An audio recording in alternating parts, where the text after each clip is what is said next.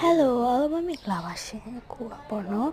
ဒီကုန်းမမလာမှတ်ထားလို့အဝါရောင်လေးစော့ပြပါလားလေရေးထားလို့ပေါ့နော်အဝါရောင်လေးစော့ပြမှာဖြစ်ပါတယ်ရှင်နည်းနည်းသီးလေးပေါ့နော်ဟုတ်သွားပါပြီရှင်တက်ပါပြီနော်တယောက်ချင်းကြီးကိုအပီပြန်ပေးမိပါတယ်နော်တက်ပါတယ် like လေးပေး subscribe လေးလုပ်ပေးပါနော်ဒီထက်အများကြီးထပ်တင်ပေးပါမယ် robot နဲ့ပတ်သက်တာပေါ့နော်robot ဆိုတဲ့လူမျိုးပြောစရာရှိရသေးလား robot ဝယ်ခြင်းနဲ့ဆိုရင်ခိုင်တိုရှိမှဝယ်နော်ခိုင်တိုကဈေးလက်တန်နဲ့ဟိုကဈေးလက်တန်နဲ့ပေါ့နော်အဲ့ဒါကြောင့်ခိုင်တိုရှိရဝယ်ပါကဲတက်